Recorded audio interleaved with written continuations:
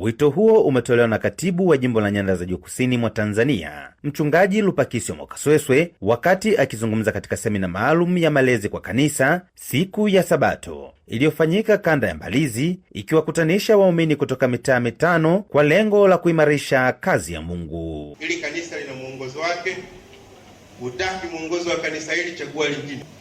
Chagua kanisa sio hili. Kwa hiyo ukasome mwongozo wa kanisa. Ukiona na kusumbua, atafute elimu ya kuimba kama msabato, hapo ndo unaimbisha. Usiimbishe kwaya kama una malezi ya kisabato. Si rahisi tu jamani. Sasa unaimbisha alafu wewe una malezi ya kisabato, unaimbisha nini?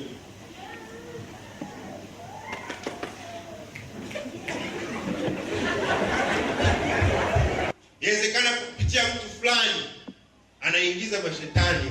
Watu badala ya kuimba vizuri wanapanua miguu na hivi. Vile.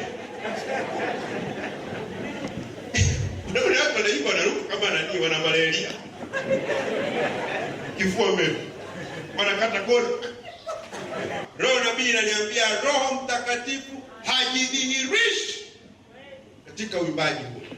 Kwa upande wao, baadhi ya wazee wa kanisa kutoka maeneo hayo wamesema kuwa semina hiyo ina manufaa makubwa kwao, kwani imewasaidia kutambua umuhimu wa nidhamu, maandalizi na unyenyekevu katika huduma ya uimbaji. Kama mzee wa kanisa, kwa kweli nimebarikiwa sana katika semina hizi, kwa sababu muziki ni taaluma ambayo kimsingi ipo kwa ajili ya kuliongoza kanisa ili hatimaye liweze kumtukuza Mungu.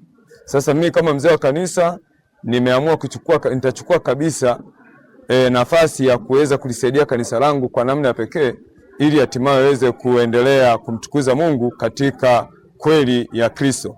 Kama wazee wa kanisa tunashukuru kwa mafundisho haya ambayo tumeyapata.